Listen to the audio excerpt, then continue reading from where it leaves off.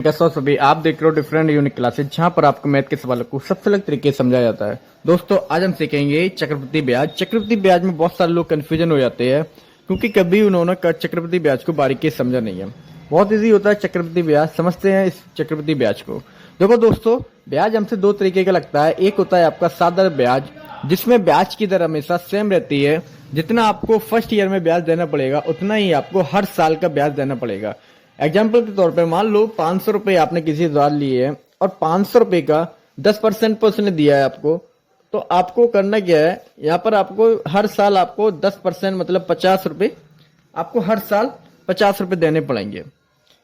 चाहे आप कितनी भी साल यूज करना, हर साल का आपको 50 रुपए के हिसाब से ही ब्याज लगेगा। वट चक्रवृद्धि में ऐसा नहीं होता है। चक्रवृद्धि में क्या होता है, जैसे आपने 500 रुपए लिए तो आपको फर्स्ट ईयर में तो 50 लगेगा। वट जब सेकेंड ईयर है ये इसकी, सेकेंड ईयर में क्या होगा, ये आपसे जो ब्याज लगेगा वो 500 का भी लगेगा 10% 50, और 50 का भी लगेगा 10% 5 रुपए। थर्ड ईयर आएगी तो थर्ड ईयर में क्या होगा दोस्तों, आपसे 500 का भी लगेगा 10% 50, और 50 का भी लगेगा आपको 10% 5, और आपको 5 का भी देना पड़ेगा क्योंकि ये सब उसके बन चुके हैं। इस 50 का आपको डबल देना पड़ेगा क्योंकि ये 50 का और इस 50 का। इस तरीके से दोस्तों चक्रवृद्धि में ब्याज में क्या होता है, ब्याज के ऊपर ब्याज लगता है, इसीलिए इसको बोलते हैं चक्रवृद्धि ब्याज। इसका फॉर्मूला बहुत इजी फॉर्मूला है, आप इस तरीके लिख सकते हो, ए बराबर पी कोष्टक 1 प्लस आर अपॉन 100 की पावर एन। एन यहाँ पर आपका टाइम होता है। क्वेश्चन में कह रहे हैं 1000 का 10% वार्षिक दर से 3 वर्ष का चक्रवृद्धि ब्याज बताओ। तो ए जो है ना आपका रुपए कितने, 1000 रुपए। यहाँ पर जो पी का मतलब क्या होता है, पी होता है आपका मूलधन प्रिंसिपल, इसमें आपको दिया हुआ है 1000 रुपए।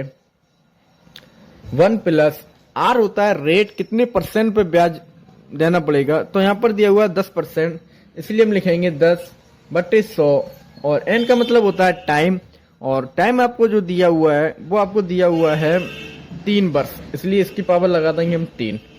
इसको हम सोल्व करेंगे तो 1000, इसको जब आप सोल्व करोगे तो आपका आएगा 1 प्लस 1/10 की पावर 3।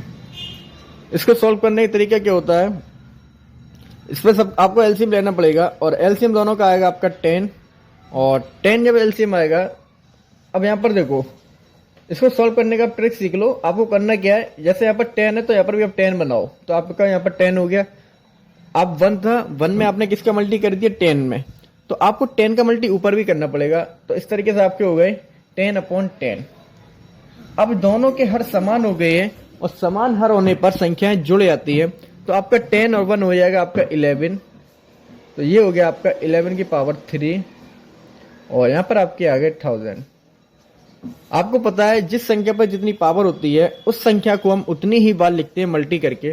तो फाइनल आंसर आएगा आपका 11/10 मल्टी 11/10 मल्टी 11/10। फिर से समझ लो, जो आपकी मेन वैल्यू होती है, जो आपको दी जाती है प्रिंसिपल, वो होता है आपका पी मूलधन। 1 प्लस जो रेट होता है, कितने परसेंट पे ब्याज देना है, कितने परसेंट ब्याज देना है, वो होता है आपका आर। तो आपका आ गया 10/100, इसकी पावर एन, एन का मतलब होता है टाइम, और टाइम आपको दिया हुआ है 3 वर्ष। इसको सोल्व कैसे करेंगे, यहाँ पर देखो आपका 10 है, यहाँ पर 1 था हमारा, तो इसको सोल्व करने के लिए आपको करना क्या है, दोनों ही जगह 10 करना है, इसलिए हमने डाउन में 10 का मल्टी कर दिया, और डाउन में 10 का मल्टी किया तो हमको अप में भी 10 का मल्टी करना पड़ेगा। तो यहाँ पर अब दोनों संख्या आपकी सेम हो गई हैं। ऐसा समझ लो अब 2 + 3 = 5। ये आपकी 5 कैसे हो गई, क्योंकि यहाँ पर डाउन में 1 है, यहाँ पर भी डाउन में 1 है, ये दोनों सेम है, इसलिए आपकी अप वाली संख्या ये जुड़ जाती हैं, 2 और 3 5। इसी तरह यहाँ पर भी सेम है 10 10, तो यहाँ पर भी आप 10 लिख दोगे, और अप वाली संख्या को ऐड कर दोगे, 10 और 1 11। तो इसकी पावर अब दे रखा है 3। पावर का मतलब क्या होता है, उस संख्या को हम उतनी बार लिखते हैं मल्टी करके। तो आप इस तरीके से 1 2 3 0 से आपके 3 0 कट हो जाएंगे, और जब इसको आप सोल्व करोगे तो आपका ये आंसर आएगा 121 × 11। अब इसका भी आप मल्टी करोगे, 11 बन जाए 11, कैरी 1, 11 2 = 12, फिर 11 2 = 22, और आपका 123 कैरी 2, और 11 बन जाए 11 और 2 13। आपका आंसर आएगा 1331। बट दोस्तों ये आपका जो आंसर है, ये आपका मिश्र धन आया है। ये आपका क्या आया, मिश्र धन। बट आपसे पूछ रहा है मूल, आपसे पूछ रहा है इसका ब्याज। इसमें ब्याज ऐड हुआ है। हमारा जो प्रिंसिपल था वो कितना था, 1000 रुपए। हमने किसी से 1000 रुपए लिए और चक्रवृद्धि ब्याज की वजह से 3 साल बाद उसको मुझे देना पड़ेंगे 1331 रुपए। तो इसमें आपसे पूछ रहा है ब्याज कितना देना पड़ेगा। तो ब्याज आप देख सकते हो कितना रुपए ज्यादा लग रहे हैं। तो ब्याज आपका होगा 331 रुपए।